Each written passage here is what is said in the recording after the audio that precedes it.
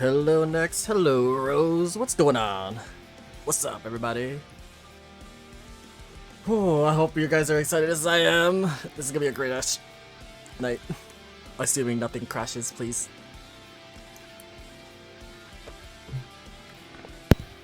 Computer immediately overheats. Yeah, or my internet just craps out. Oh boy. Next, thank you for the tier 1 gifted sub to Rose.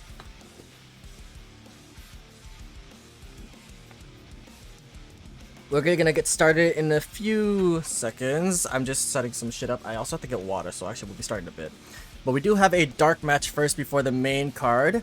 As a little teaser, if you've been in the Discord, you'll know that I've announced that we'll be doing a kind of like a revamp of a season for DPW. We're gonna restart basically. Unless you're a title holder, you'll keep your titles. If you have the briefcase, you'll keep the briefcase. But basically, a new roster is going to be formed. I've downloaded / created a bunch of new cause, so 2 of those cause will be showcased in the dark match.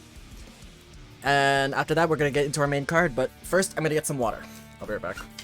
I probably should have done this first, but I need to get water now. The preseason is over. Whoops.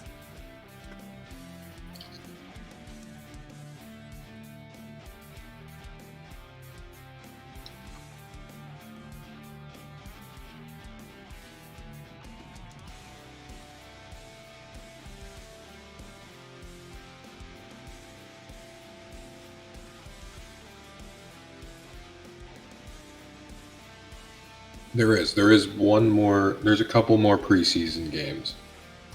Notably, we will be doing a couple more normal Fury shows, as well as one more pay-per-view being Kingdom Come in about a month. At that point, after that, we will be putting together. You have all, I'm assuming, seen the announcement coming out.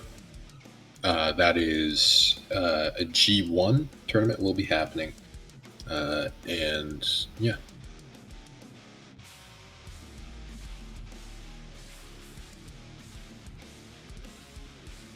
Wait.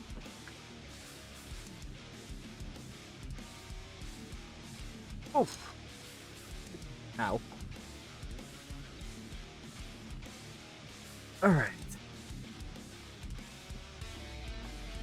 But Rose, now that you are a sub, you get to use my holy shit emote. Holy shit. Holy shit. Okay, what is good? Welcome into the stream. Welcome into another DPW stream. What's going on? Is that Kay Butterfly, the most beautiful lady in the world? And this is just a side announcement for those of you who have tuned in for a long time. And those of you who are tuned into Timeless's streams in the past, we are bringing back Shoot the Shit podcasts. We're going to bring it back in October, but we are bringing back STS. It'll probably be streamed on my channel from now on, as Jason has to deal with a lot of personal things.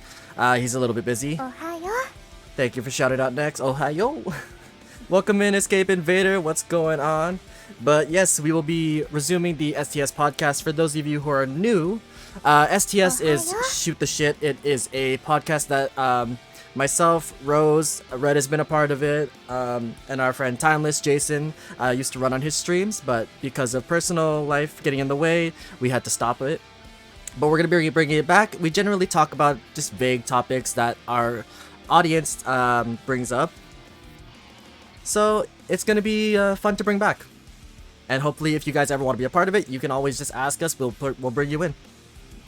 But stay tuned for that. But right now, we are gonna get into our dark match. Red, are you ready for this? I am so fucking ready for this. Alright, let's get in. Tommy Callahan and Ringo Heat going at ringside. This is our dark match. It'll be Aleki, Fatu taking on Monty, two of our newest signees for next season. This is just a teaser, a showcase of what is to come. Let's take it down to the ring.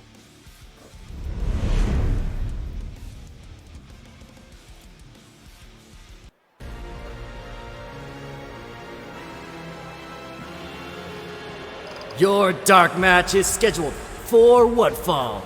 Introducing first from the islands of Samoa, Aleki Fatu. Ringo, what is going through? What's going on, Ringo? So, have you ever heard of some very influential people?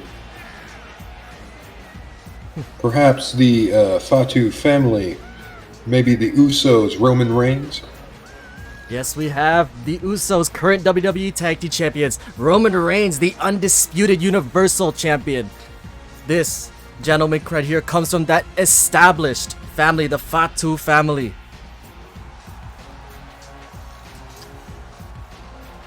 Scary, scary man, especially with He's a big boy. brutal finishers. I'll say that.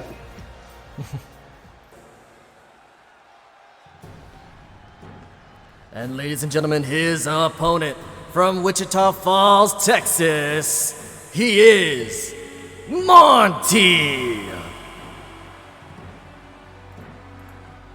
Monty, talk about big men in the ring already. This is another giant joining the DPW roster. 7'4", 400 pounds. And you want to talk about big names? Mark Henry. That is correct. The trainer of this big man is none other than the strongest man in the world, Mark Henry. Monty, a former NFL linebacker. And look at him, Ringo, he's huge. Yeah. He's on the floor and almost reaching that top rope.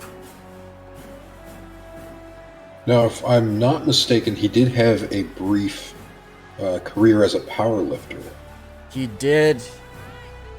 Competing in the Arnold Classic, Mr. Olympia, in the World's Strongest Games. My God, he is huge. Just got a menacing aura from this man. It's like, you know what he reminds me of? He's like Mike Tyson, but taller. Oh, I don't even want to imagine that, but here he is. But ladies and gentlemen, just because these men have massive size on them, don't mistake their speed. These men can move faster than most heavyweights. Look at the size of But that man. look at the size, but Aleki taking it right away. This man is right towering over most. Case note, thank you for the 150 bits. Immediately, Fatu going up to the top. Now, I'm going to run a match by you, Callahan. All right. Monty and Nex. That is two titans that will clash, hopefully, eventually down the line. Ladies and gentlemen, you will not... This is just a showcase of what is to come for the next season of DPW.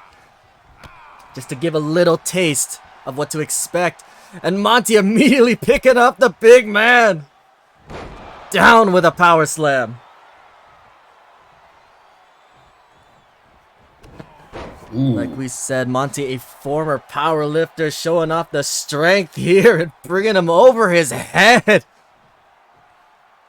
Ringo, that is 500 pounds over the top of that man's head. Now, the only thing we have to ask is, can he pick up Timeless? At this point, I wouldn't be surprised. Oh, we've Stretch seen muffler Kane attempt do it. there. We've seen Kane, and he's definitely not the size of these men. The hard head of a Samoan just driving it right back into that shoulder. Some heavy hits on the mat here. It looks like, ooh, never mind. Heavy hits, but Monty just shaking it off, picking up Fatu once again. Fall away slam. And again, just deadlifting up Fatu. You have to think about how much stamina Monty must have to pick up this man that many times back to back. Well, like we said, he's a former NFL linebacker, a former powerlifter. You have to think stamina comes with those two hand in hand along with that strength. Ooh, but Fatu's showing strength of his own. Nice belly-to-belly suplex. Ooh, went for a head, but stood back up as Monty. Now pulling him up again, maybe a snake eyes onto the turnbuckle here. But like again, ooh, a big splash from Monty. Like again, Fatu, part of that prestigious family. Nephew of Rikishi and the late great Yokozuna. Cousins of the Usos, Roman Reigns, and the late Umaga. And I don't think I'd ever want to get clotheslined by either of these two men, but deadlifting once more into a running power slam. I'd say you have a good chance against Monty. He might just go right over your head. If there's one thing I learned in life, it's never piss off a Samoan. But what the hell is Monty thinking here? Went for a diving splash. Fatu with the knees up. I don't know how that's gonna handle him. Driven into the corner, kicking the knee. And Oh! running Meteora, stepping on the chest. And you mentioned a devastating finisher. Boom! There it is, that diving leg drop from Fatu going for the cover. This might be it. No, and Monty kicking out at 2.5. Now working in these arms, really taking away that ability to actually lift him. Fatu definitely looking to just inhibit Monty from being able to actually pick him up and have his way. For sure, but Monty sweeping the leg there, trying to take away from that submission there. Ooh, look to the outside, but Monty just having a bit of trouble getting over the ropes. Full Nelson slam. Ooh. Did he just bust up him? He did. And falling headbutt. Jesus. Right onto the busted forehead of Monty. A massive headbutt. A choke slam. No, just an STO. Ooh. Bringing a big man down. I say big men, but both of these men are massive. And no pun intended, two huge acquirings for DPW.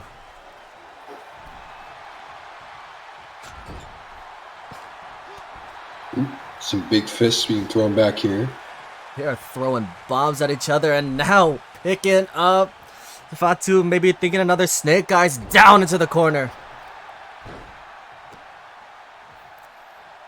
Oh, now pushing away his leg here.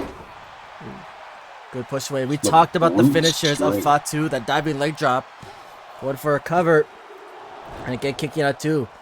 But Monty, don't underestimate him with the strength. He's got a chokeslam spike called the grenade.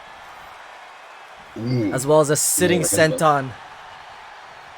And a massive spear that just cuts his opponents in half. But Fatu going up to the top again. Might be thinking a second diving leg drop.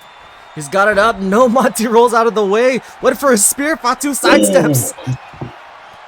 Monty just catching his head on that middle rope there with his spear. Another headbutt. Continuing again, multiple falling headbutts.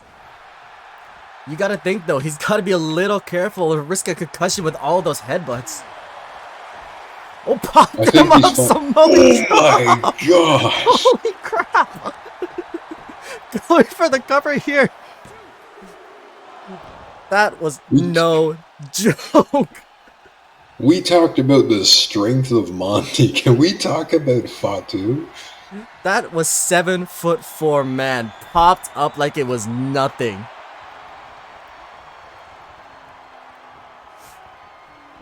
Jesus sidewalk Christ, slam, I am dude. speechless. Guys, I don't know about you, but I cannot wait for the new season of Dorado Pro Wrestling. Picking it up, choked on the top rope. Now stomping away at that arm.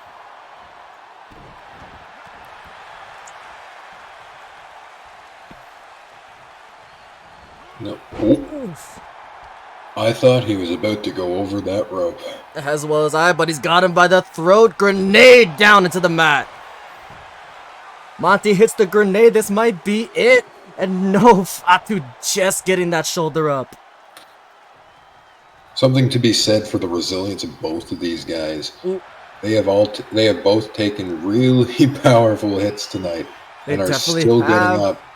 And holy crap, down again with another slam.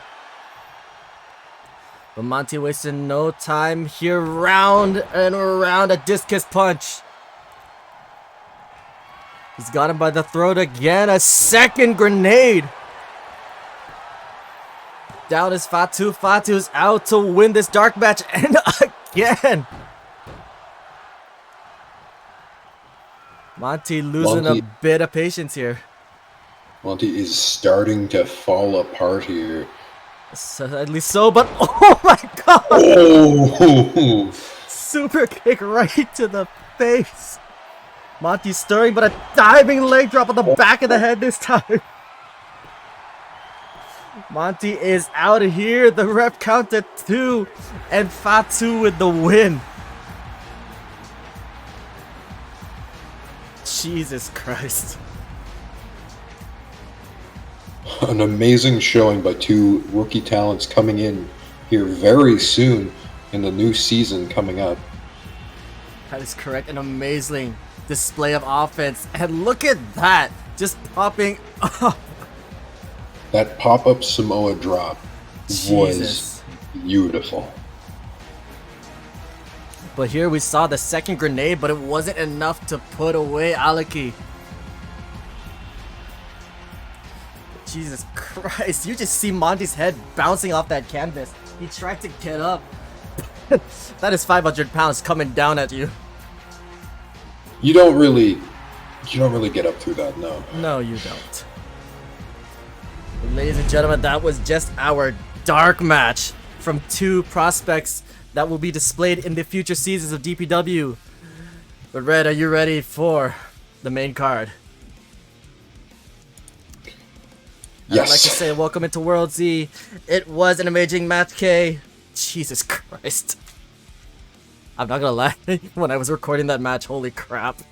I had to step away, so that was the first time seeing it. Holy crap. I can actually visualize Nate like gyrating in his seat as he watches that match. I was standing up already. Rose, thank you for the gifted tier 1 sub to World Z. Ladies and gentlemen, we are gonna get started with the main card. So sit back, enjoy, crack open a cold one if you got, and let's get started.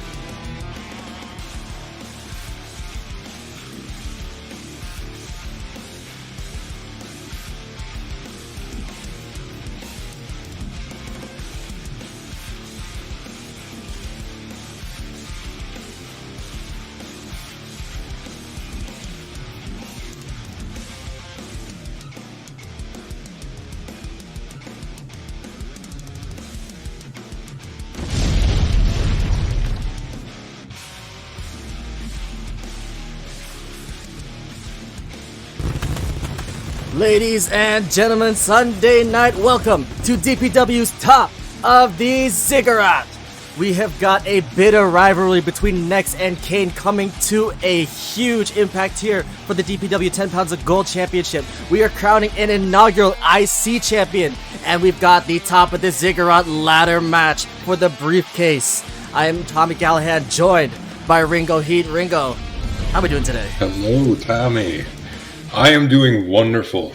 Today we get to see not one, but two matches of the new Daybreak faction coming out here, one of which, Nex versus Kane, a matchup between Edge of Night and Daybreak. Yeah, we know that Nex and Kane have faced off before. Nex did not win that title match due to nefarious means, multiple low blows from Marcus Kane. So Nex had called out Kane once more, taking on Leon Blackbird to get this championship rematch at Top of the Ziggurat. And you mentioned Daybreak, we've got Lethal Wire, the TV champion, taking on Johnny Lear. This is going to be a hard-hitting match. What are your thoughts on this? You can say that. You can say hard-hitting match about any matchup with Lear. This is going to be brutal. I don't like Lethal's chances. Speaking of brutal, we also have the Top of the Ziggurat briefcase ladder match. Look at this lineup. You've got Timeless, you've got Sub-Zero Ronin, Leon Blackbird, former television champion, Jeff Briggs, and Adrian Amir Austin. 5 of the top names here in Dorado Pro Wrestling. Tommy, I have a question for you. Have we exceeded 1,500 pounds in that ring? I think we're gonna do it tonight. We almost did with the dark match. That's true. And that was just 2 men. We almost did. But 5 men here, Timeless taking about probably half of that weight. At 540 pounds.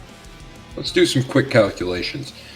Timeless over 500 pounds. Let's say 500. Blackbird, Briggs, Adrian, all around 300 pounds. Combined weight of about 900 pounds. And then you have Ronin. Jesus Christ. So glad this ring is going to be reinforced. Triple A, 300 pounds. We've had to double reinforce our ring for this match. Yes, and ladies and gentlemen, we also have a last-minute edition, a showcase of the hottest women here in Dorado Pro Wrestling. A triple threat match between Astra, our newest signee Lilith, and Olivia Chan.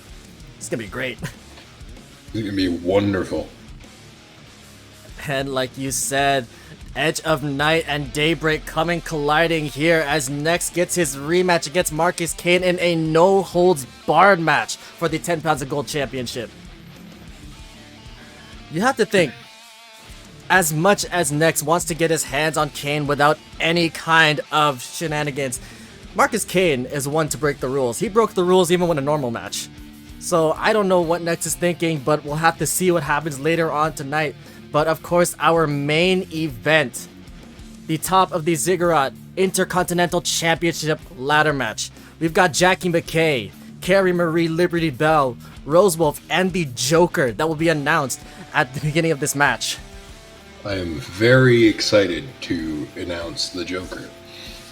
For sure. But ladies and gentlemen, let's get on with the first match. We've got Lethal Wire taking on Johnny Lear for the television championship. Let's get down to the ring.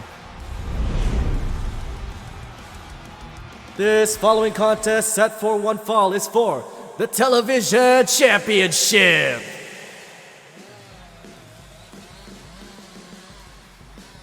Introducing first from Brooklyn, New York, Johnny Lear. Johnny Lear coming down to the ring, always looking like he doesn't give a shit. He just wants to beat some people up. Does Lear know that this is a title match? Probably not, but we just told him an opportunity to fight somebody, so he just took it. Alright, yeah. Well, yeah, actually, that seems about right. Either way, Johnny Lear, one of the most brutal strikers here in DPW. You want to talk about strikers? His opponent is also a very deadly striker, and we're going to see just a weird matchup. Lear being a sort of boxer, whereas Lethal is all kicks, you're going to see one guy in the top, one guy in the bottom, and they're just going to be slugging it out. I cannot wait to see this exchange. And his opponent, representing Daybreak, he is the Dorado Pro Wrestling Television Champion, Lethal Wire. Man, gold looks good on Lethal, doesn't it? I think he has the same thing going as Blackbird, just the light in the darkness. He definitely does. Lethal winning that championship from Leon Blackbird, defending it 2 weeks ago against Minoru Suzuki. And you gotta think just how much of a moral just impact this has made on Edge of Night. Arguably the most dominant person in the faction was Blackbird, defending almost every week with the 100%. TV championship. And now, if Lethal wins this match, you have to think what that does to Kane's morale going in and defending his belt against another Daybreak member. Definitely. Speaking of Marcus Kane was the initial person to target Lethal Wire in the beginning of Dorado Pro Wrestling before setting his eyes on Nex. And speaking of that as well, do you think that was maybe the downfall that Daybreak or that Edge of Night is facing right now? The almost wanting to prove dominance from Marcus Kane, attacking both Lethal Wire, but also angering Nex in the process, both of which are two of the members of the 3-person faction Daybreak. Perhaps, and we are seeing 2 members of each faction taking on in competition tonight. We have Marcus Kane taking on Nex later on tonight. We have Leon Blackbird in the ladder match, and right now we have Lethal Wire defending his television title against the Brooklyn Bruiser here tonight. 1 member not in action, well, 2 members not in action of Daybreak and Edge of Night are the women. We have Dajabu, our women's champion, not available tonight once again, unfortunately. Danny Ace not here tonight. But you have to think both members are watching on in their respective matches. And I spoke about the morale boost that Lethal might have for Nex, or at least the detriment that it might have for Kane in this matchup coming up if he retains. Imagine how much of a morale boost it would be for Edge of Night if Blackbird were to win that ladder match and get the briefcase. You have to think, my God, full wins or not, we saw there. It looks like he's going for it again. He's tying up Lear, turning him around, and you know there's only one way out of this. God, I love seeing that move. Now Lethal turning things around, stomp to the elbow, and a knee right to the chin. Beautiful form. And you have to think, he has to keep this up, because if Lethal doesn't keep his offense going, you just have to imagine he may have the one-shot move, the lethal injection, but well, you said right now, keeping up the offense through the ropes. Nice Hurricane Rana. Beautiful. But what I was saying is, Lear has one as well. That tongue and death grip is deadly. That's very correct. Lear putting away most of his opponents with that death grip, just submitting them to the mat. But in his back pocket, he's also got that Texas driver. But Lethal, as of late, it's only taken 1 lethal injection to put away his opponents. That's how he won that title. That's how he defended that title against Suzuki. So that is the key to victory for Lethal, to hit that lethal injection. Or just keep that offense going on Johnny Lear like we're seeing right now. Beautiful boot to the side of the face. But just like that, give Lear an opening, and he will find it. Ooh. Now, another thing Lethal needs to be wary of in this match is that spear, that bisecting spear, that almost interceptor that Lear has, where he just turns people inside out, almost blasting them into another dimension whenever he hits it. That's correct, and we know Lear has multiple ways just to knock your teeth in. His offense might not be pretty, but it definitely hurts. It will definitely knock you out if you get given the chance. But Lethal we're now seeing transition to an armbar, but Lear just powering out of it. And strikes to the head and busting open Lethal. Oh, what a back fist. Turning around, now turning into an absolute slugfest in here. Picking him up. Fireman's no, a counter out. Nice elbows to the jaw, but Lethal's still here. And now knees to the midsection in the corner. Beautiful Muay Thai knees. Now stomping away. Like we know Lethal known for those kicks, running the ropes here. And a brutal boot right to the side of the face. Going for the cover to retain. Count of 2 and no. Lear just kicking out at the last second.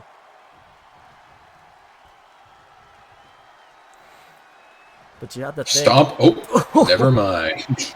What a respect, but Lear answering back with a face buster. Now slamming him back down. Not the best call by Lethal to taunt Lear like that. Definitely not. I would not want to piss off a man like this. He has balls. But that might not be a good thing. But now answering the same way. A taste of his own medicine. Oh. And now laying in the punches once again on that open wound. Lear just known for his brutality, stomping away and punching at the head of our opponent here. Jesus! Oh my god! Huge uppercut for the cover. What did we just witness? We just saw Lear break physics. I swear Lethal went about 4 feet in the air after that uppercut. I could see Lear's face under... Oh, Tongan death grip. Lear's got the Tongan death grip. This is what Lethal wanted to avoid here. He's got it cinched in. Lethal's got to either fight out of it or reach for that bottom rope. Oh, perhaps losing his grip here. Oh, but a stiff kick to the jaw here. But Lethal answering back here. And another knee to the face. Shout out to Kota Ibushi with the Kamagoy, and up to the top rope goes Lethal. Double foot stun, no, turn into a leg drop. Almost like a diving drop kick to the back of Lear's head, sorry. Went for the cover, and again, Lear kicking out at 2.5. Now going for a nerve hold on the shoulder there, cutting off that carotid artery. Lethal trying to just put in a hold here. Keep Lear hurting while he just gets a breath here. And while we know Lear won for putting his opponents to sleep, Lethal, no stranger to submissions himself with that sweet release. Oh, now palm strikes here, though. Oh my gosh. Lear is brutal and now biting at the hand. And once again, mounting and ground and pound, staying on the champion. Jesus Christ, the ref might have to stop the match. This is so brutal. Another ground and pound. Jeez. Now biting the fingers on the other hand. Lethal, I have no idea how he's going to get out of this. A knee to the midsection. Picking up the champion and tossing him overboard. Oh.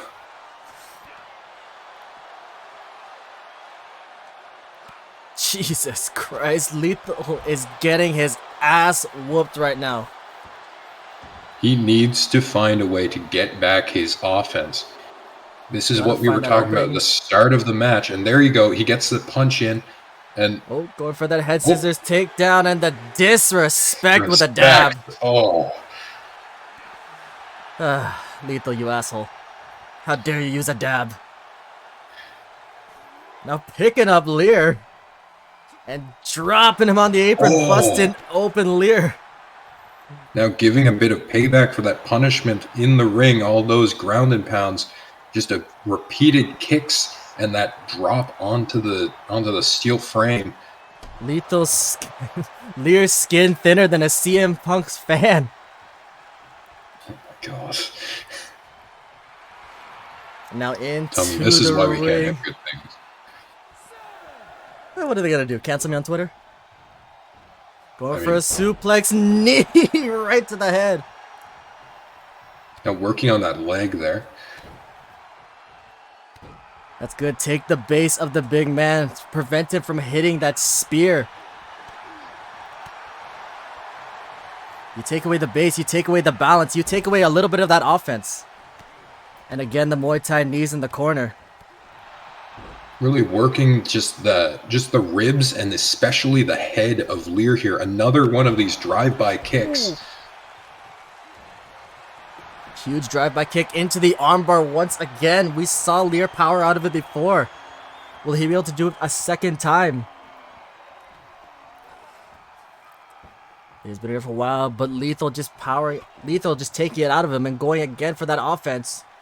And a boot right to the face. Lethal thinking to finish it though. Looking for lethal injection. No! Caught by Lear! And a brutal lariat. Wonderful read by Lear here, but caught by a big boot. Like we said, one lethal injection and it would be over for his opponent. Lear scouting that lethal injection. Now circling his opponent. Stomp on the face.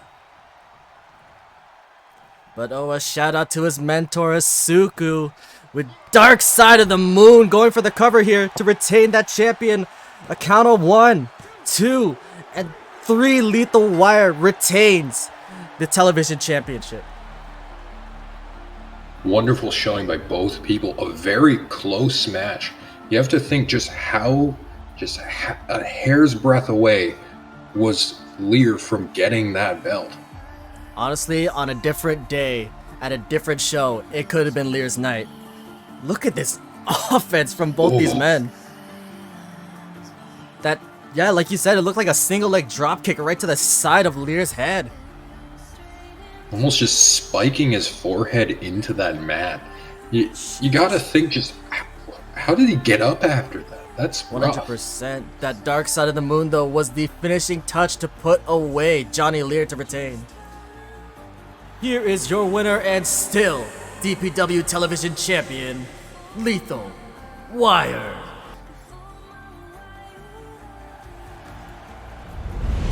Beautiful display. What a opening match here tonight. Oh my god. I don't know about you, but I think I might want to see a doctor after that match. Hope both of those men get checked out right away for concussions, some bleeding, broken ribs perhaps. Because Jesus Christ. Like, oh, I think I need to see a doctor after that match. I don't know. I don't know about you, but yeah, for sure. Ladies and Am gentlemen, I supposed to be shaking like this? Coming up next, it is the top of the Ziggurat briefcase ladder match. Oh my. This, you talk about hard hitting, and Lethal and Lear put on a clinic of a hard hitting match, but this is gonna be pure chaos. Ladder matches, anything goes. You can put up whatever weapon you want, but the point is to climb that ladder to reach the briefcase. But you said something really quick there. You can put in any weapon you want. You have both Ronin and Blackbird in that ring when they're allowed to have weapons. That is 100%. But remember, whoever grabs that briefcase can cash it in at any time for a title of their choosing. And they will be able to hold it into the next season of Dorado Pro Wrestling. So who knows? Whoever wins this could become DPW 10 pounds of gold champion or DPW television champion before that next season. Hell, they could become it tonight. That is for sure. They could cash it in on Marcus Kane right now after they win this. But ladies and gentlemen, they could wait until after Kane and Next fight and then just pick off the winner. 100%. But ladies and gentlemen, let's head down to the ring as we begin the top of the Ziggurat briefcase ladder match. Sorry about your damn luck. The following contest is the top of the ladder briefcase match. Introducing first from Victoria, Texas, the original outlaw, Jeff Briggs. Dino Art, thank you for the raid. Welcome in, Sarah. Welcome in, Raiders. My name is Illuminate. You can call me Nate. You can call me Lumi. Just don't call me late for dinner. Welcome in. Welcome into the DPW stream. We are in character, so we may not always be able to read your comments, but we appreciate you for coming over. You're catching us in our ladder match for the night at our pay-per-view, Top of the Ziggurat. This is a E-Fed, one of the best up-and-coming E-Feds here on Twitch. But thank you for joining us.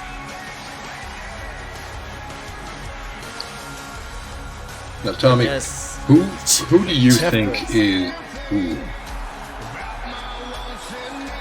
Who do I think might come out here? Honestly, you know who I am. I gotta go for my boy, AAA, Adrian Amir Austin. Oh God. Now I've been told by our GM if I'm not impartial, I could lose my job. So, fine.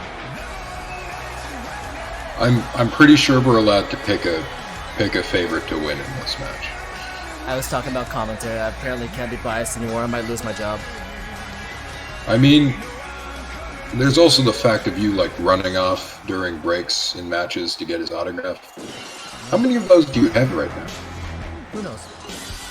Next from Kona, Hawaii, we got Stone Cold Sub-Zero Roman. Choked on my water. Hold on.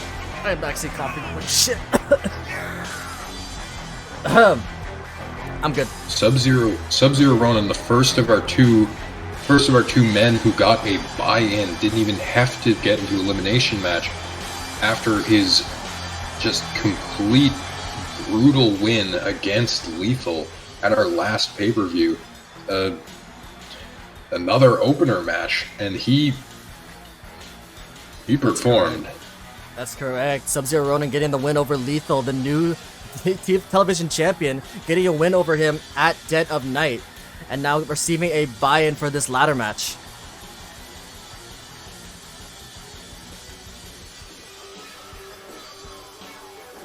But you gotta think, with all these weapons around, with all this, shall I say, furniture around, that Ronan's right at home. There is no place in the world that I'm more afraid of Ronan than IKEA.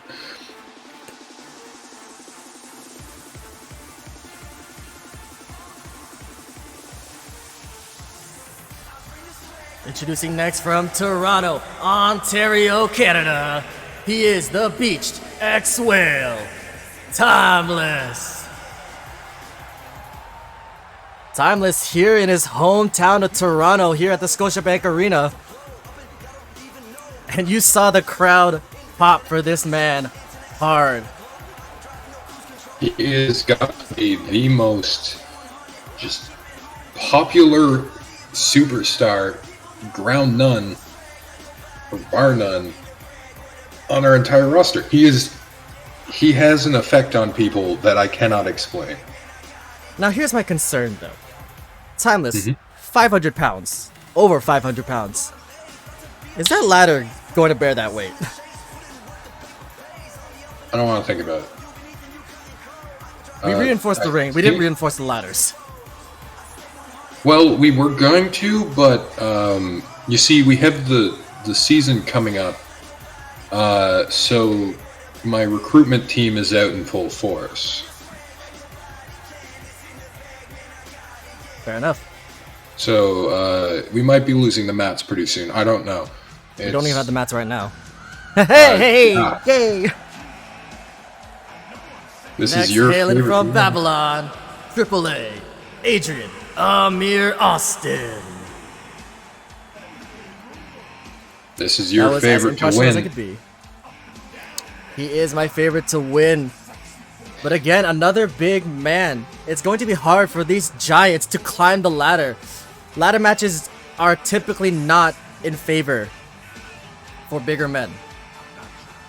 No, absolutely not. You have to think, with all of them in the ring, like, they're big guys, they're strong. This is going to be a long match. Well, like we said earlier in the night, there is almost a ton total of weight in that ring.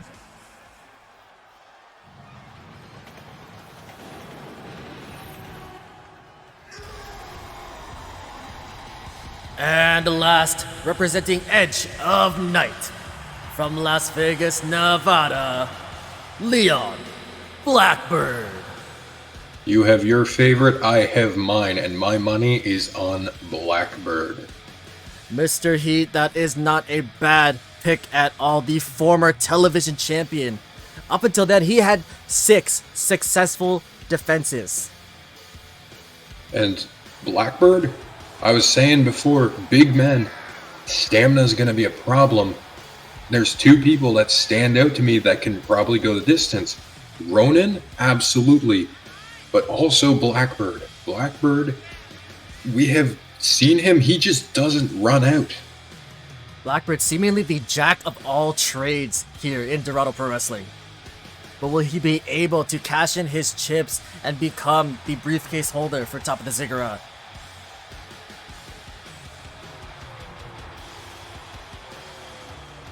You have to think though, after losing that television champion, that this ladder match means a lot more to this man. That is the key to getting that match against Lethal. But you see right off the bat, Briggs and Leon going together, but look at this timeless bench pressing Adrian over the top and through the table.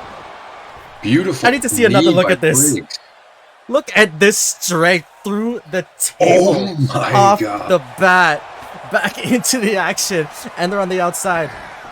But a cold 45 from Briggs. This match has just started, and we're already in chaos. What the hell is going on, Gringo? I don't know. We see on the outside Adrian, Amir Austin, and Timeless going at it. A bit of double team action in the ring. If I don't know how we're gonna call this match. I don't know either. Well, Bray's going furniture shopping on over on our left, bringing a table into the ring. We'll see how that comes into factor. Most of the people on the outside here. If I was Briggs here, I would be. If I were Briggs here, I would have stayed over on that other side. Stay out of the fight. You are one of these big guys who don't have the most stamina in the world. You're picking people up for every move that you execute. Like And we just saw, it looked like a bunch of people just ganging up on Ronan. Ronan just lifeless on the floor here. I mean, Ooh, off the apron goes Amir. if I'm in a match where weapons are allowed and Ronan's in there, I want him out quick. I agree. We see Leon setting up the table here in the ring and deciding against it now. Oh, what a spine buster though from Ronan on the outside right to the floor. Ladies and gentlemen, there are no mats here tonight. That is pure sand. And not like a little bit of sand. We're talking like, that's maybe like 1.5 inches of sand. Like Under you said. that, it's like a hockey rink floor, concrete. Not sure if you just saw, but Leon Blackbird busted open by Timeless with that diving fist drop. Yes, absolutely. And you can see the chaos is already ensuing. Blackbird now has a ladder. Blackbird had a Stopped by ladder. Timeless here, though. 100%. Oh my god, he's gonna slam him on there. Oh, what for a slam, but Adrian just in time. Seemingly, like, seemingly by almost an accident. But, oh, Jesus! Ooh, cold cocking Ronan.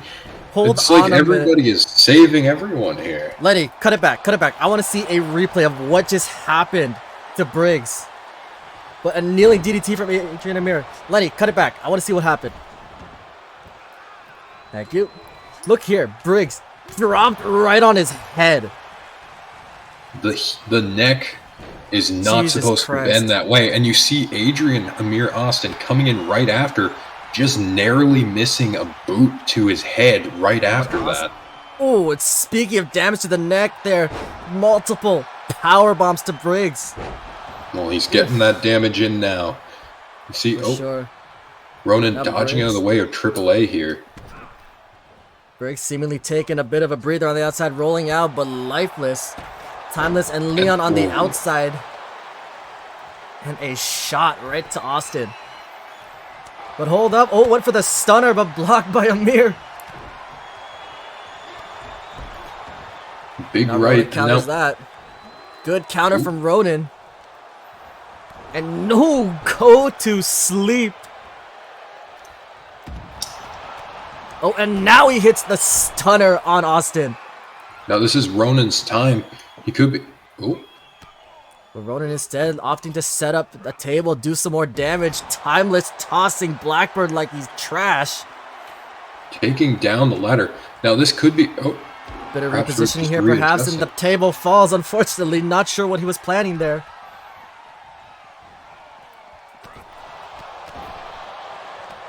And But strikes here again on Austin. But Briggs, look, he's taking the opportunity to climb. Briggs, a very clear-headed fighter here in DPW. Ronan looking to get in his way here. Now, unlike traditional briefcase matches that you might have seen, there are 8 latches on that briefcase to unlock. Briggs busting Blackbird open and Timeless Ronan on that ladder. Ooh, what a fall! You have to think with Ronan, he's one of those two that can go the distance in here, and he doesn't want people to be going for that briefcase right off the bat. He wants these people to get tired out. He wants them to get hurt. So he can get up to the ladder very easily. Speaking of, Ronan went for the ladder, but Blackbird and Timeless already on the case, and again, another fall from that ladder. Dropping fall right from on that his height tailbone. is going to leave some lasting damage. Briggs looking to get some damage here, but some... Ooh, saving Ronan there. And again, maybe not. Briggs just looking to hit someone with that table instead of using it, but... But hold on, a splash from Timeless onto Ronan. Oh, setting up the table in that... But, turn him back! Briggs hitting Timeless with that vibe check. We saw Briggs do it to Timeless a few weeks ago, and again, a bit of deja vu. Blackbird setting up the ladder, but Ronan is the one to climb. Looks like Blackbird's gonna meet him at the top. And Timeless on the bottom, Ronan trying to kick him away. And Ronan takes a third fall. Now Blackbird's reaching for the case, but Timeless gonna push that ladder, and Blackbird's hanging from the briefcase. Oh god. He's gonna fall. Oh, absolutely. Oh, he's gonna fall hard. And ooh, just missing Timeless by an inch from that drop. Knowing Blackbird, I'm surprised he didn't try and coup de grace Timeless off of that. Honestly, that might have been a great move. It's not like it's a hard... Ooh, just barely missing from the Iceman. Ronan trying to go for a springboard Pele, but missing. But vibe check, no! Countered by Ronan. Tossing Timeless just right over his back. Ladies and gentlemen, you have to believe nobody coming out of this match will be 100%. I think Ronan might have busted open Timeless, but a fall from Grace from AAA. There is so much action going on here in this match. We can barely keep up. Gut wrench position from Adrian. Oh, what a shoulder breaker in the back. But Leon going for the climb. Seemingly distracted by everybody. But again, Timeless on the case, maybe. That's one down, the ladder though. Down once again. And a power bomb onto the ladder. Oh. But a stunner from Ronan, a second stunner of the match. But that is one digit into that lockbox. Already done. For sure, but we're looking at the high flying ability from Timeless. Beautiful springboard 450. Speaking of high flying, the upcoming women's ladder match. From the people we know, we have a lot of high flyers. For sure. We've got Astra in that match, who is known to bring a bit of high-flying offense. Lilith, our newest signee, debatably now, one of the best high flyers here in the women's division. Nice elbow drop from Blackbird. And Adrian just watching on, keeping an eye on his opponents, but he should be taking the time to climb that ladder. What the hell are you doing? And a stunner from Ronan. But now Adrian gingerly climbing up. You see that counter in the background to see how many latches have been unlocked. Adrian unlocks two in a row. Very quick. But Ronan looking to put a stop to it. You have to think the slow climb from AAA there. That's not a reinforced ladder. We don't have enough money to reinforce ladders. Into the table goes Austin. And now Blackbird looking to put a stop to Ronan. Ronan's got another one unlocked, digit is in. One. Two more. He's got a three third. More. Oh.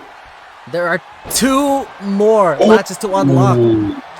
But Briggs taking advantage here, looking for Colt 45. No back body drop. And this is what I was talking about with Blackbird. He has that stamina, but he's also a big man, and he is able to throw around anyone in here, including Timeless. And, what a shot though with the ladder. There is so much chaos on our screen here. Big headbutt by Briggs in the background. Briggs in the back. Amir is out. Briggs just looking on. The damage looking around on his surroundings, taking a bit of a breather, but he should be going for that briefcase.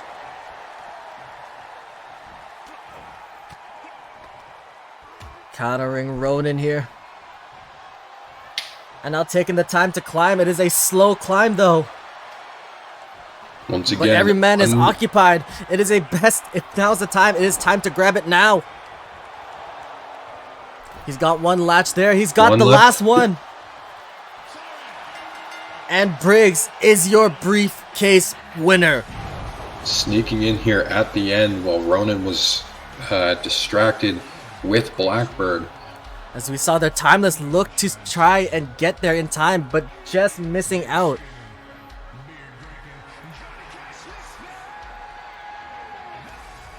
Congratulations to Jeff Briggs on winning the top of the Ziggurat briefcase. He can hold it for a calendar year and can cash in on any men's title that he chooses. That was so chaotic.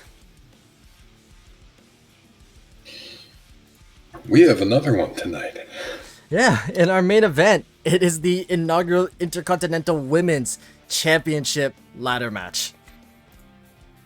We can see some messages from people here.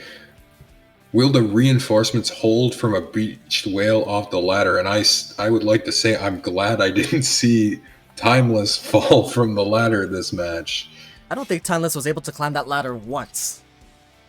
No, he was very, very focused on looking to stop other people from climbing that ladder. But every time he got a chance, he was often taken out by either Briggs or Blackbird. That's very correct. Well, congratulations to Jeff Briggs for climbing the ladder and reaching that briefcase. But up next, we've got a showcase of three of the hottest women here in DPW. We've got the nicest demon you'll ever know, Lilith, taking on the Starlight Commander, Astra, and also the 10-year veteran in DPW, Olivia Chan. Ringo, thoughts on this match? Who do you think you got for this match tonight? I'm gonna have to give it to Astra here. You're taking Astra. Well, I have to take the veteran tonight. I gotta take Olivia Chan. She's been on a bit of a streak here recently, finding a newfound fire in here. But don't forget, we've also got Lilith, one of the newest high flyers in our women's division. Yes, and while I do think Lilith is very, very skilled,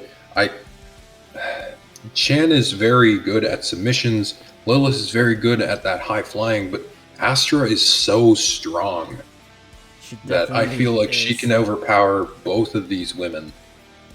And we've got a few fans here on social media cheering on Lilith, so let's get down to the ring.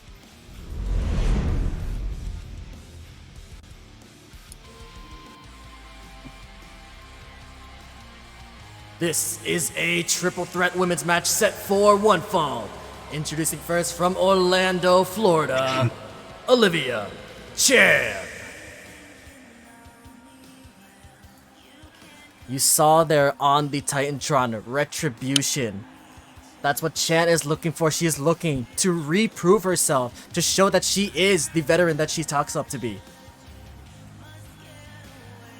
You can't really spit at it. She is one of the few people in the women's roster who has successfully gone to the mat with Daijobu and come out on top a few times. Definitely, for sure. She is a submission master in her own right. She's competed all around the world, in Mexico, in Japan, and now here in America. And now here at the Scotiabank Arena here in Toronto, Canada.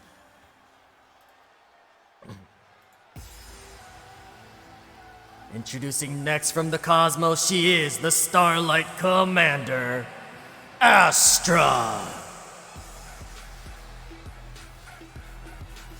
You talked the power game of Astra.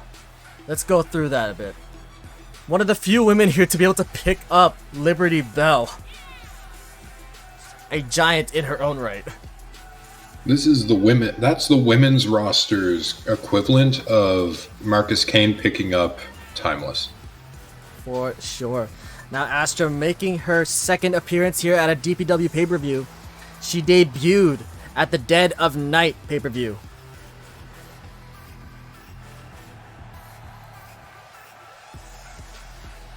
But coming down as elegant and as cool as ever here in her first triple threat match.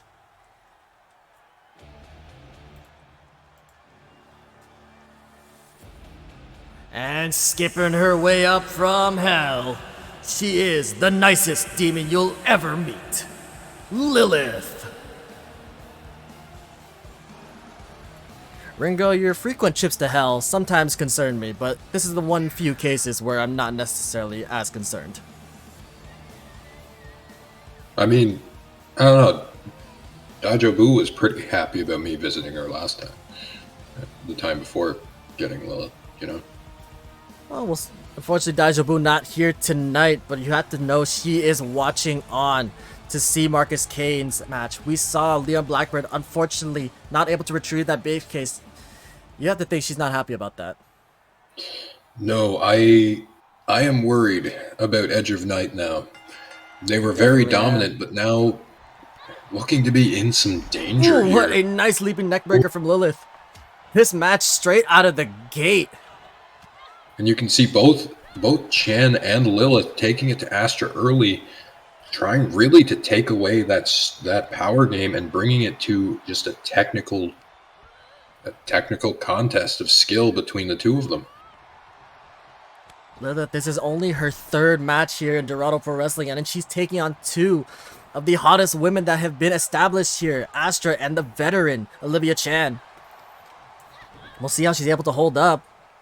Look for a nice suplex. Beautiful release, going for the cover. And Astra immediately breaking up the pin. Ooh, what a ripcord lariat from Astra. Ooh, Lilith rolling out. And just like that, Never mind. one strike is all it took to take down Lilith.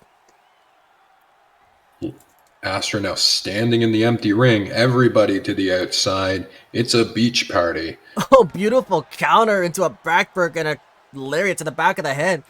Remember, triple threat rules, ladies and gentlemen. There are no countouts, no disqualifications. It is just a pinfall or submission in the middle of that ring.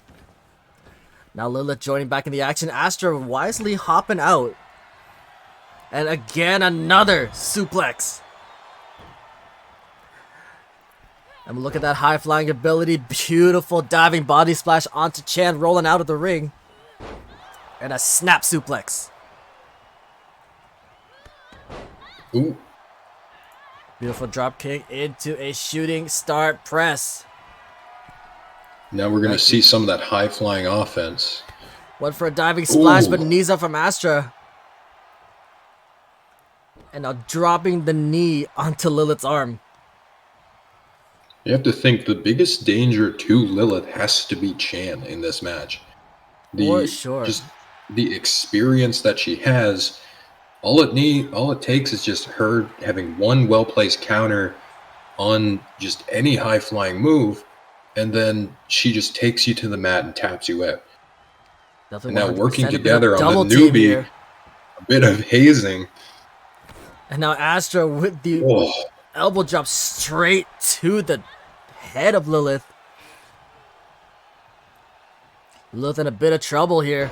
Oh, what a gut buster from Astra. But it looks like that alliance didn't last long. And throwing Astra outside of the ring. Oh, get out of the way, ref. setting her Got up her against against the the ropes here. ropes, A Oh, hard spill on the outside. And Astra, you saw taunted Chan to come out and meet her. Looks like Chan Looks will... like- Ooh, suplex into that LED screen. looks like Chan heard that Lilith likes to fly. For sure. Back elbow, though, shoving off Lilith. And a shove into the apron. And now a team up again. Oh, maybe not. Never mind. Never mind. Lilith is showing that she can handle things on her own. Ooh, went for a strike, but hitting hard on that apron there as Olivia Chan dodged. But I like what Chan is doing here in this match. She is just making friends whenever she can and just working together with each of the other two to beat up the other one. For And sure. And a they're beautiful not doing the snap same to German. her. We're seeing that these established talent taking out the rookie and then focusing on each other here. Beautiful rolling snap mare. Now Olivia Chen bringing up her opponent and those cross chops in the midsection. You do those cross chops, it is hard to breathe. It's hard to get your whereabouts, but a nice counter from Astra. Beautiful arm drag. Now pulling her up.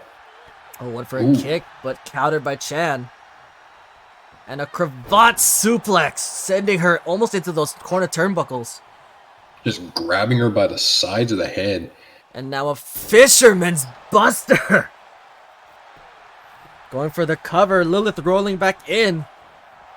Oh, was looking for momentum for that drop kick, but rolled Oh. aside. How devastating that would be if that hit. She was picking up the speed, and now a jaw buster from Lilith. Now Lilith come with the strikes, but Astra just countering immediately. Oh, these women going counter for counter here. But now you see that strength game come in with Astra. Now finally winning that struggle. Pulling Beautiful her up. snake eyes. Now Astra with the high flying, beautiful springboard moonsault. And again, targeting that arm of Lilith.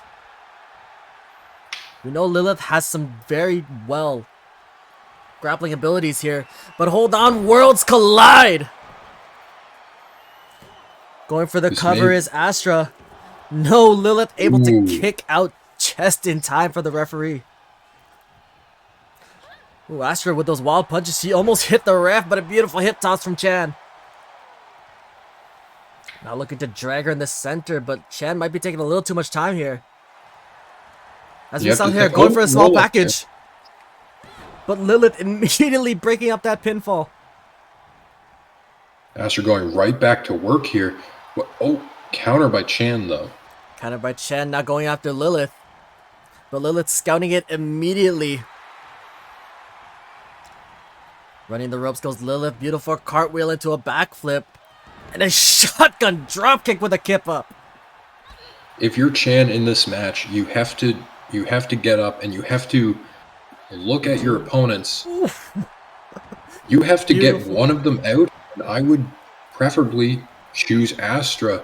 And Beautiful I flurry would from need to offense from lock in. Lilith. Now at the top rope. Brimstone splash right in the center of the ring on Astra. Ooh.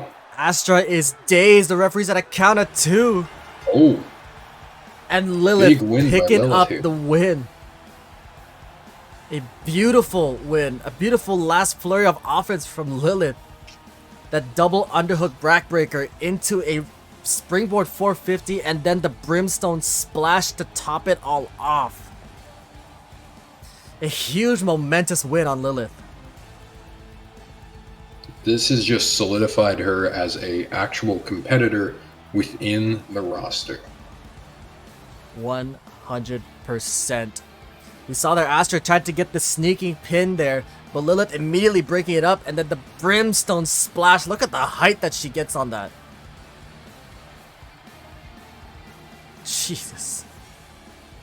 Here is your winner, Lilith.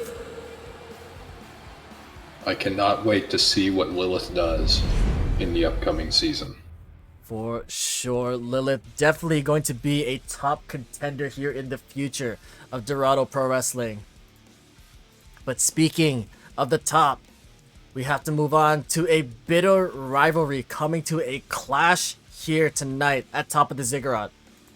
I'm talking Marcus Kane taking on the God of Destruction next in a no-holds-barred match for the 10 pounds of gold championship. Let me just tell you that this pay-per-view might be about the ladder matches, but this match right here, I see fans salivating when they see the poster for this match. Let's take it back to the previous pay-per-view of Dead of Night, the first time that these two men went head-to-head. Marcus Kane came out victorious, albeit through very, very sneaky means of multiple low blows to necks in front of the referee, which supposedly Kane did not pay off, but none of us are convinced. Next, then calling out Kane once again, Kane accepting under the condition that Nex can beat Leon Blackbird on the go-home show of DPW Fury. And we saw there that Nex tried to attack, or that Kane tried to attack Nex as the show was going off the air, but ending in a big brawl with Nex seemingly standing tall. So we'll have to see what goes on in this match. This is Ohio? Ohio. Welcome in, Junior Taz. Welcome into DPW. But yeah, you have to believe this is going to be brutal. I mean, let's go back even farther than Dead of Night. Kane is the one who set off this whole time bomb of Daybreak. And you have to think, Blackbird losing his title, then losing to Nex, and then not winning that ladder match, Daiju has to be mad at him. But imagine how angry she is with Kane. For sure. Marcus Kane, initially, the way this kicked off, Marcus Kane attacking Lethal Wire when he was supposed to go up against Nex. Nex wasn't too happy that his match got interrupted, then attacking Marcus Kane later that night, which kicked off this whole feud. And now we will see it come to a historical climax here in a no-hold-bar match. Not only that, attacking Lethal Wire twice in that angering of Nex, making Lethal Wire putting a target on his back as well, coming back as a second member of Daybreak. Kane has essentially handpicked the opponents of his. Right now, we have seen the cracks starting to show in Edge of Night. So we will see what happens here in this championship match. Let's head down to the ring.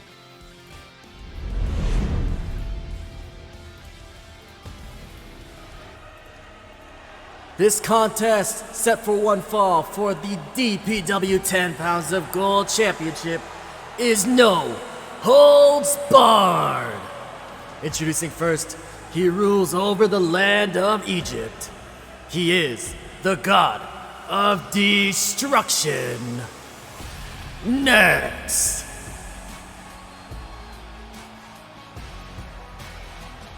Next, as always, coming out stoic and with this dominating aura of him.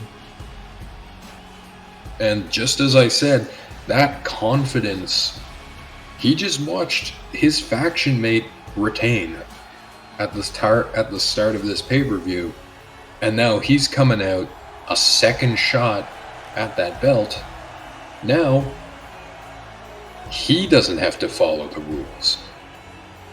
For sure. And you gotta think with this no-holds-barred stipulation that anything goes now. Marcus Kane can do whatever he wants, but now so can Nex. This match will not stay in the ring, you can count on that. No, I fully expect Nex to make complete use of that, well, that inch and a half of sand, and really just make use of that moveset of his of just slamming people down. He's gonna plow Kane into the dirt, or in this case, sand, and hopefully that's enough to overcome whatever dirty tricks that Kane can come up with. But we know again, Nex was unable to hit the Destroyer in the first meeting. That is the key for victory here for Nex, to just get Marcus Kane down. Marcus Kane has to keep up that offense like we saw in Lethal versus Lear. Marcus Kane, the smaller man of these two, but also the quicker one. yes, and that's going to be the main thing for him. He needs to be faster, because normal Kane might not be fast enough. Introducing his opponent, representing Edge of Night, from Toronto, Ontario, Canada, Marcus Kane. Again, another bit of wardrobe change up here from Marcus Kane. It's interesting. Definitely is. He looks like a video game character. He definitely looks like a wrestler you would see off of 2K. Nobody plays 2K, huh?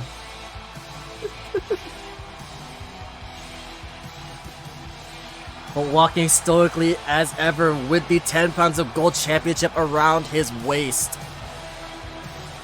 Marcus Kane usually uses the masks, usually uses the attire of his as a scare tactic against his opponents. But you can be sure it won't work here tonight against Nex. No. Honestly, I don't think Nex even knows he's wearing a mask. At this point, I think Nex is blind with rage. Nex is focusing this time on how he's going to punish Marcus Kane tonight. You can see him just prowling around outside the ring behind Kane.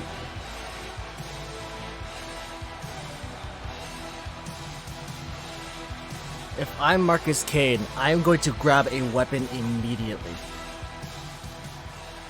Yes. First thing, baseball bat. Maybe sledgehammer.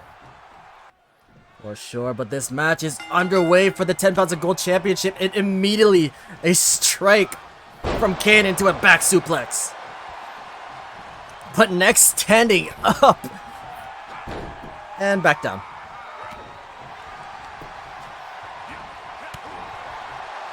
Now we know Marcus Kane has the strength, but I think in this situation, Nex can overpower Kane's strength in this contest.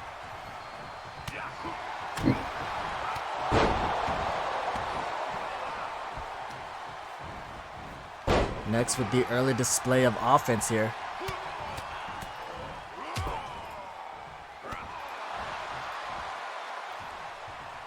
Not sure what's going on with my broadcast partner. I believe Lenny's gonna be right on it. Hello? Alright, Lenny's fixed his Hello? mic. Perfect. I'm back. Hello. Nice timing, Lenny, for a mic to f***ing break in the middle of a match, but a huge elbow drop from Nex into the cover. Alright. Chest kicking out. It's Marcus Kane. As we saw there, Marcus Kane busted open already.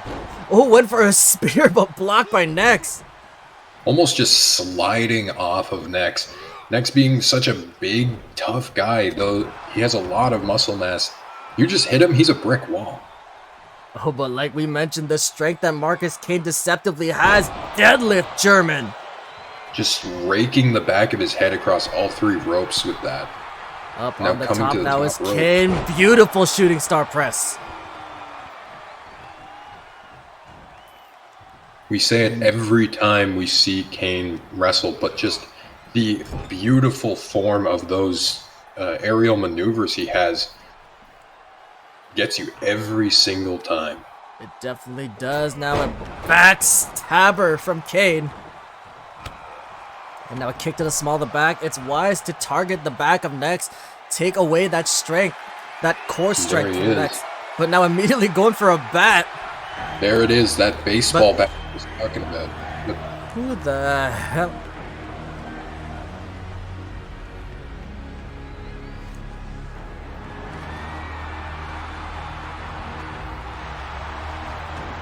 Marcus Kane signaling the back, but that's lethal with a chair behind him. And oh my! Like we said, no holds barred.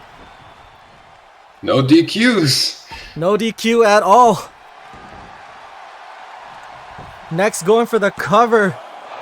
And Marcus Kane kicking out at 1.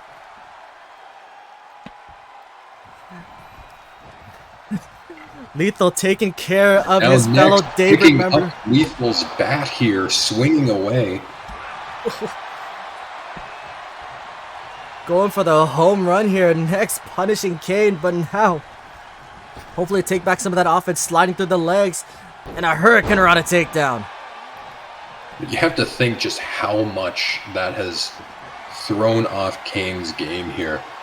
Not only did he have to deal with someone interrupting his match, he took a hard hit to the head with a chair.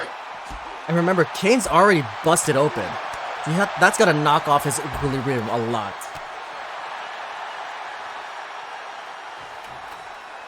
But Kane bringing out a ladder. Think he's in the wrong match, but caught with a shooting star.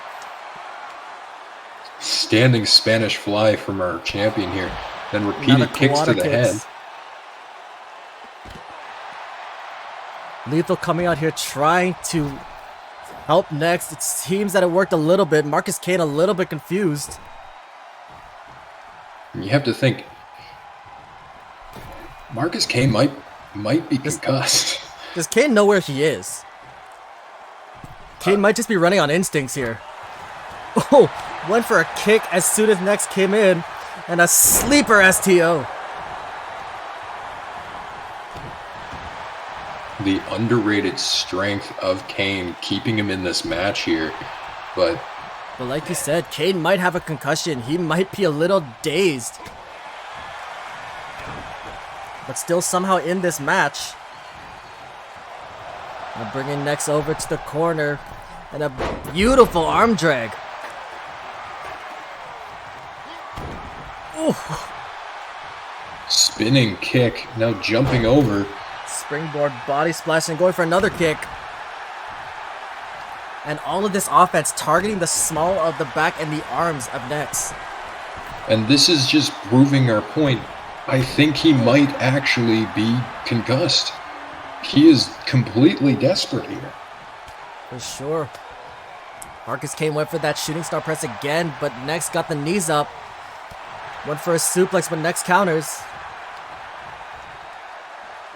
And Nex with a suplex of his own, tossing Kane across the ring.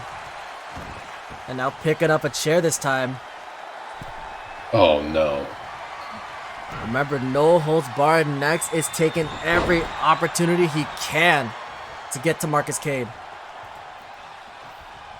We know the hatred Nex has for Kane, but there's a limit. There's a limit to what you should do to somebody.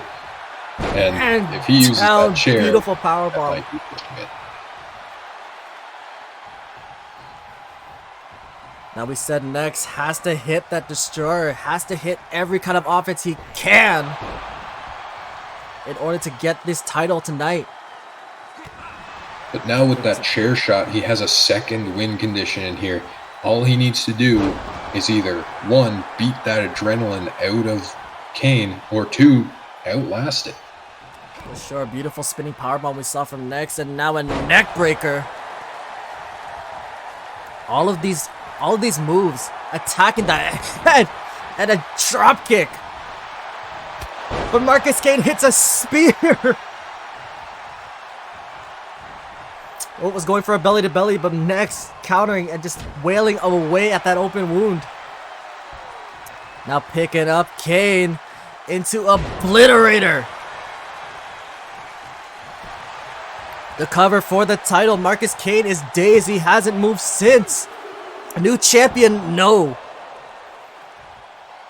Kane kicking out just at the last moment. Next is... Sorry, thinking Kane game was over, looking for reeling in Destroyer. pain on... No. Oh, Nex was going for the Destroyer, but transitioned it into the accordion rack. Look at him stretch the back. Just raking his hand Kane taps into out. Kane's head. Kane's out. Kane is out. Marcus Kane, no longer DPW 10 pounds of gold champion. Next, standing tall. We saw that Lethal coming in from the crowd with a chair and boom, right across the head.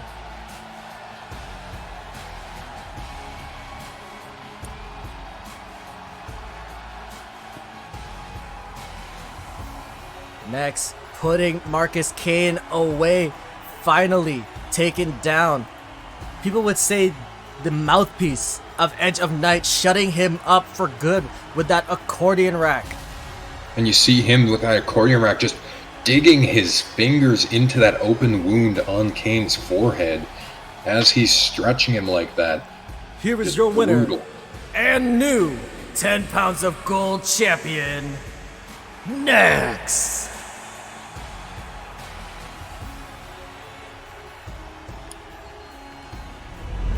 Nex winning that 10 pounds of gold strap. You have to think Daybreak that's now not even, has that, 2 belts under their arm. you have to think now. That's not even our main event. No, it's not. We have one more match tonight, ladies and gentlemen. We have a ladder match. We've got one more title match tonight, and it's in a ladder match. It's going to be But- insane. Back to what you just said. Daybreak has 2 of Edge of Night's belts. My apologies. My brain has shut down. Mine would The too after seeing that faction- match. The faction that had all the gold has now lost 2 of their 3 belts in the span of 3 weeks. Daijoubu, the only champion remaining so far, has been undefeated here in Dorado Pro Wrestling. And you have to We're gonna have think to see what's going on. the pressure on Daijobu right now, as you know that Danny Ace is coming for her belt, and Danny Ace is no one to scoff at. Definitely not. Danny Ace has gone up against the best of the best here in Dorado Pro Wrestling. Although she's had a bit of a cold streak, she has still proven herself here in the women's division.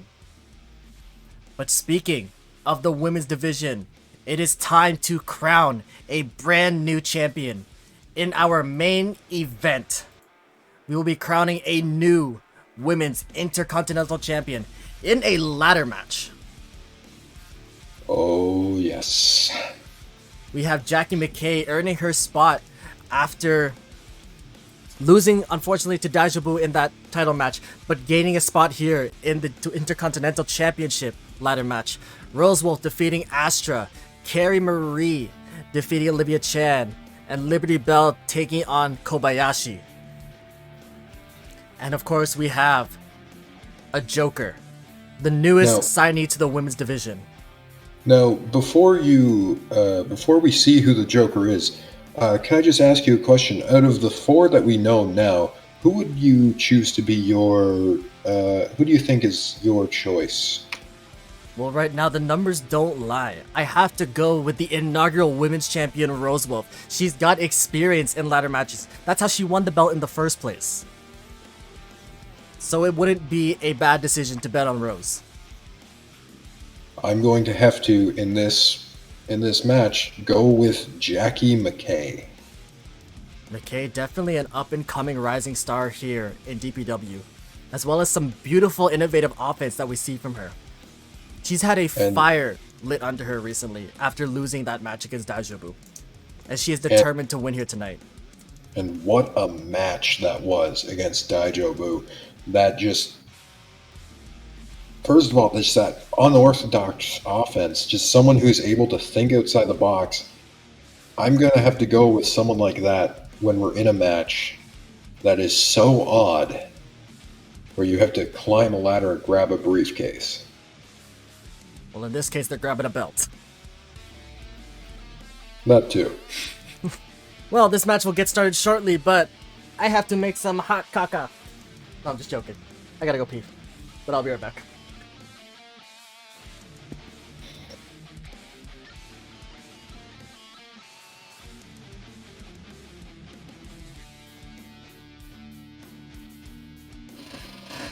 So, as our main announcer has gone off, I just wanted to say thank you all for showing up today for our pay-per-view.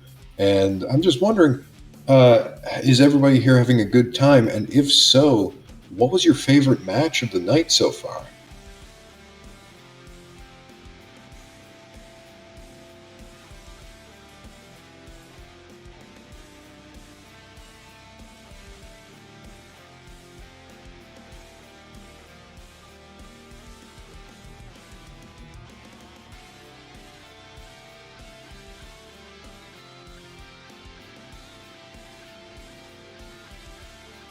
Okay, so same as every time. All right, hear me out. All right, everybody, just act like I said something fucking hilarious.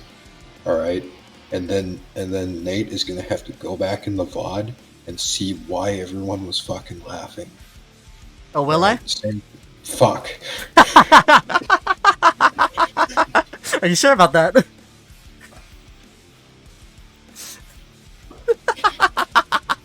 Did you go back? Did you go back in those other VODs? Yeah, I have. Are you sure about that? Are you sure about that? And I had my phone this time, so that way I can keep an eye on what's going on. Shit. But ladies and gentlemen, first thing out of character. Do you want me to introduce our Joker? Sure. All right, cool. But ladies and gentlemen, let's get into our main event, Intercontinental Championship ladder match. Ooh, I'm psyched. Let's go.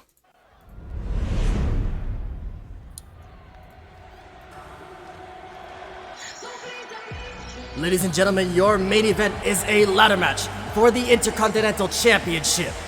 Introducing first, from Toronto, Ontario, Canada, she is the Lone Wolf, Rose Wolf. Rose coming in, she came in a few weeks ago with a new look, a new attitude. And now in this ladder match, the second ladder match of her career here in DPW. We know how she performs in ladder matches. This is how she won the Women's Championship in the first episode of DPW Fury. But now she's up against 5 other women. Yes, and unlike that first ladder match, this is against 5 other women, not one. But you have to think, Liberty Bell is in here too, who was her opponent.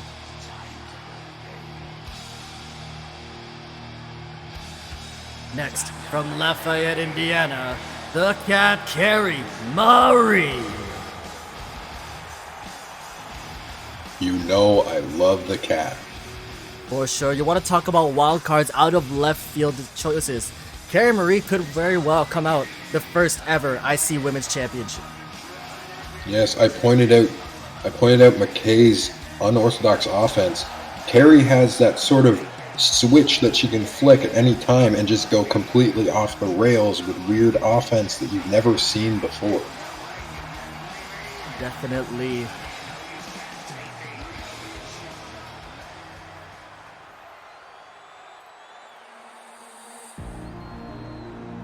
And from Chelsea, England, she is the Pastel Phoenix, Jackie McKay.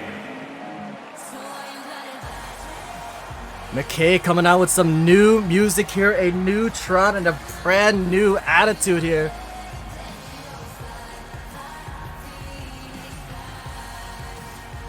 And you hear the lyrics, fly, Phoenix, fly.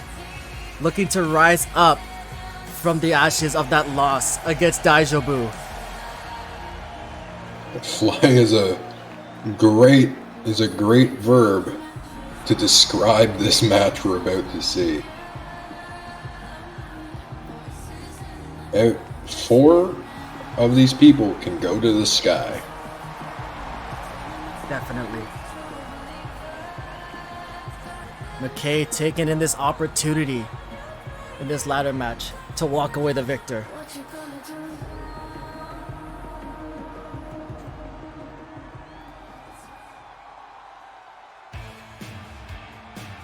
Next, representing the red, white, and blue, Liberty Bell. We talk about the second women with ladder match experience here in DPW, and that is this woman right here who challenged for the first ever women's championship match, Liberty Bell. Yes, and while Rose did win,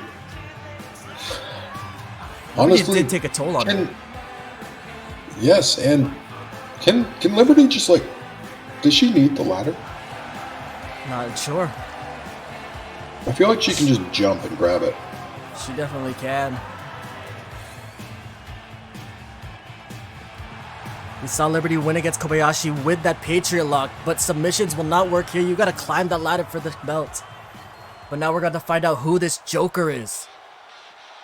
I think you'll like it. Ladies and gentlemen, introducing the Joker from Auckland, New Zealand, Tony Storm. Ladies and gentlemen, a storm is brewing in Dorado Pro Wrestling as Tony Storm makes her debut in the ladder match in the main event. As always, a great signing by our GM and a great scout by you, Ringo. You're welcome. Tony Storm, the current All Elite Wrestling interim women's champion, and now looking to become Tony Two Belts here. That's a ridiculous nickname, and I'm all for it. Her words, not mine. But it is all for that beautiful championship, the Dorado Pro Wrestling IC Championship. That is a beautiful belt. It is, and this match is underway. We saw the chaos in the men's ladder match. We can be sure that it will be just the same here. 2 of our ladies already pulling to the outside. Rose and Tony. Rose and Tony on the outside, but a helicopter head scissors takedown on McKay. Ooh, Liberty Bell laughing at Carrie, however, stopped with a stiff But look slap. at the strength! Death Valley driver to Liberty Bell. But a crossface on the outside as Rose takes on Tony. And like you said, we talked about the experience of Liberty Bell and Rose, but you cannot take away Tony Storm, one of the biggest veterans in women's history, competing again, like Olivia Chan, all around the world, in Stardom, all the way in Mexico, in AEW, in the UK of Progress and Progress at ICW. Tony Storm has held championships all around the world and is a current women's champion as well. Yes, and you also you can't count her out because she is here for the first time, and she has that fire that you always have when you enter into a new place. Definitely, but it looks like Tony's days on the barricade. Rose just looking on, talking a bit of trash here, but McKay with a ladder coming between the two might not have been the best idea. Okay, politely asking to move through the 2 of them. Unfortunately, they were not receptive. But remember, there is no love lost between Rose Wolf and McKay. McKay was attacked by Rose backstage after Fury. Yes, costing her the match at the pay-per-view against Daijobu. McKay eventually got that title match, but yeah, she missed out on that opportunity. Oh my god, Omega Driver on the outside to Liberty Bell from Marie. And now wailing away. But Rose has the ladder, but caught by McKay. and whipped it to the corner. But like you said, Jackie McKay, known for that innovative offense, this unique offense that we've seen from McKay recently. But you gotta think, amidst all that chaos, is she gonna be able to hit that offense? The one downside Jackie has in this match with that innovative offense is that Jackie is completely unafraid to take a bump for any move that she wants to do. And the longer this match goes on, the less that's in her favor. Speaking of going the distance, we know Rose Wolf can go the distance. She can do a marathon of a match, as we saw in that 20-minute classic against Mickie James 2 weeks ago. But McKay, the first to climb the ladder. Again, like the briefcase, you gotta unlock all 8 latches to unhook the belt, but dangling from the ceiling. Ooh. Powerbomb, her head might have hit the ladder on the way down. Can I change my answer? Jesus. These women hitting almost as hard as the men, if not harder. Ooh, just that little team up between Carrie and Jackie holding Rose's head to get it. It looks like all the women are teaming up against Rose. Everybody recognizes the threat of the inaugural women's champion in there. And they are making it a statement to get her out. That's true. Everybody knows what Rose is capable of in here in a ladder, but McKay all alone in the ring. Liberty leaving her in the ring there. Noticing what's going on, she's going straight after McKay, as does Rose. Well, McKay gets the first latch, though. She gets the first one, but Rose distracting Liberty. A second one unlocked. He was going for a third, but stopped by Liberty and by Rose. Rose looking to push the ladder, and down goes both women. Ooh, McKay smashing her head on the ladder as she lands. As we see again, the women teaming up against Rose, the threat, probably the biggest threat here in this ladder match. But ladies and gentlemen, I want to take the time to thank all of you for tuning in tonight for top of the Ziggurat, beautiful spine buster. And now we see McKay with Liberty on the apron. And down into the barricade. Her knees just crashing. Oh, electric chair position in the ring, but Tony fighting out of it. And a beautiful backstabber. Again, there is carnage all over this arena. Oh, that beautiful Superman punch. But turning her around. Oh, into a flipping knee right onto the head. Now Rose looking to clean house here. However, Toni Storm counters. But Rose with a counter of her own into an arm drag. The Cat making her way back into the ring here. Looking to be the X Factor in this sort of one-on-one that we have. Going for a German, now a ripcord lariat from Rose Wolf. But Jackie McKay with a chair. And it kicked out of her from Liberty.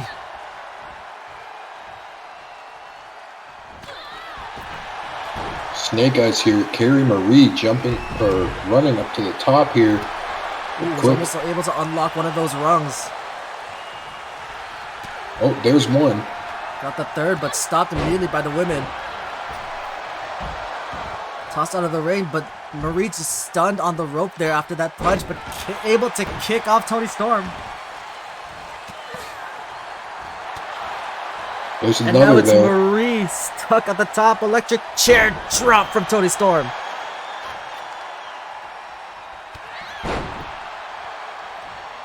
These women know what's at stake here tonight. Liberty with the chair.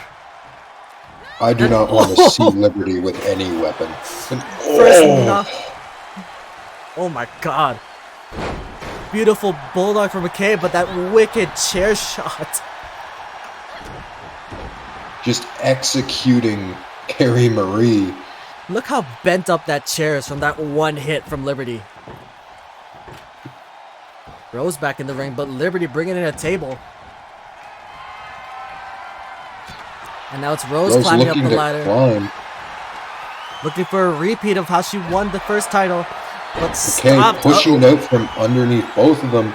And now, Ooh. electric chair drop right onto the table, that metal underlying place. Table wasn't set up, but nonetheless, landing on those edges has to hurt.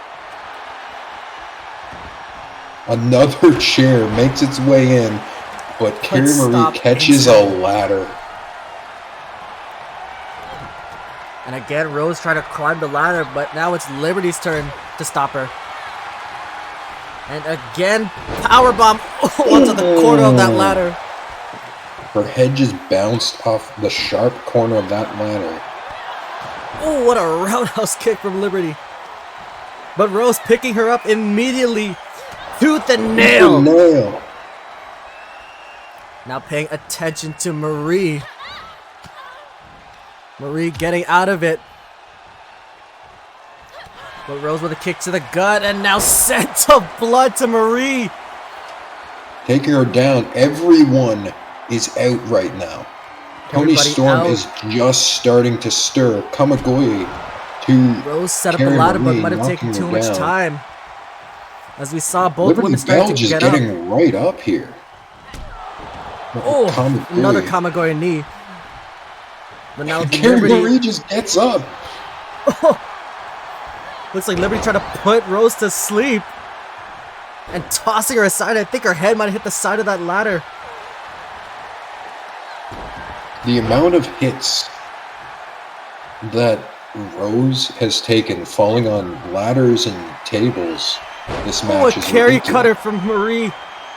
Our inaugural women's champion has essentially been charged through an entire IKEA.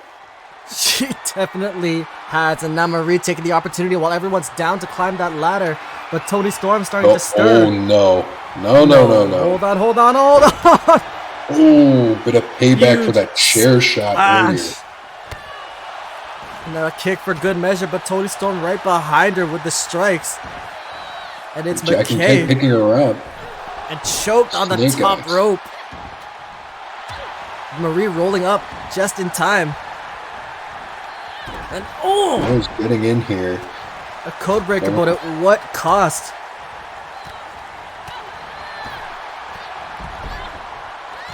Okay, sent over the top rope. Marie sent over the top rope. And now it's Liberty just going Storm out too. and Rose. We know Rose has her problems with storms, as seen in other places, but now grabbing a ladder to bring into the match again. 2 ladders have been entered in. Marie looking Counter for the carry by cutter, McKay. countered. But Marie counter of her own. An odd shot block by Tony Storm. Definitely, And but Carrie Marie will look for a DDT, but countered myriad again. of counters. Back and forth, McKay and Carrie go. Oh, Storm looking to hit Marie with that chair, but wrestled out of her grasp. And a beautiful German. A matchup between the Cat and the Phoenix here. Like you said, you have a favorite in McKay, but the left field pick of Marie going at it at the top of this ladder. Marie falls. It's just McKay alone in the ring. She's got to unlock the last few bits of those latches. Nobody can't be is rushing moving. now. You can't be rushing now, and you need to calm down and relax and get those latches. There's only one left, and that is it. And she's got it, McKay, your inaugural Intercontinental Women's Champion. Wonderful display by all the women in here today. You can see in these replays that beautiful Superman punch executed by Rose Wolf earlier on in the match. But at the end of the day, it is McKay standing tall at the top of the ladder with that championship.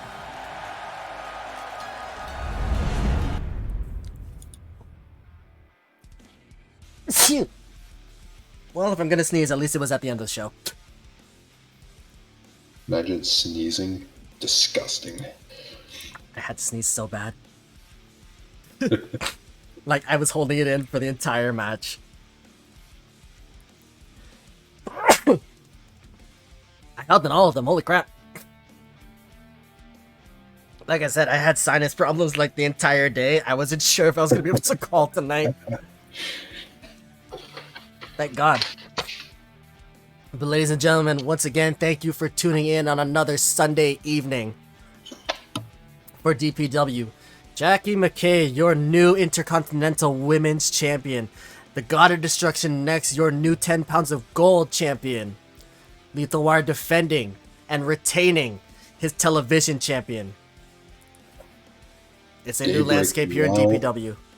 Daybreak now having 2 of the 3 belts.